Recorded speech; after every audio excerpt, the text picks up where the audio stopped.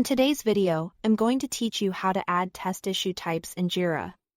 To get started, open Jira and sign in to your account.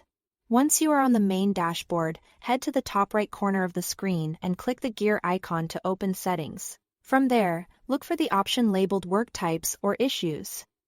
Depending on the Jira version you are using, Jira's layout can vary slightly, so don't worry if the wording is a little different on your screen. After that, use the left-hand sidebar and select Work Types or Issue Types.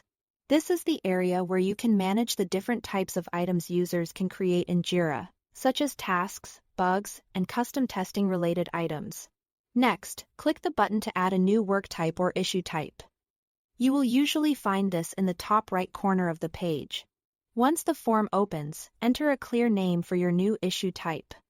For example, you might call it Test, Test Case, or Test Execution, depending on how your team plans to use it. You can also add a description if you want to make its purpose more obvious for other users later. Now, look for the Work Type Scheme option and choose the appropriate type from the drop-down menu. Then, under Type, decide whether this should be a standard issue type or a subtask. A standard issue type works well if this test item should stand on its own, while a subtask is better if it will always exist under another issue. Once you've made your selection, click Create. With the new issue type created, the next step is to add it to a specific project. Go to your Projects area and open the project where you want to use it. Then click the three-dot menu and choose Project Settings, or Space Settings if that's what appears in your interface. From there, select Work Type. You should now see the option to include the newly added issue or work type in that project. Select it, then add any required fields your team needs for that issue type.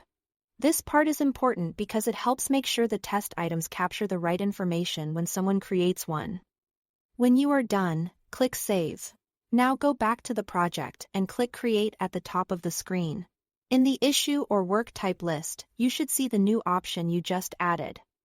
That means it's ready to use. And that's it. Thanks for watching.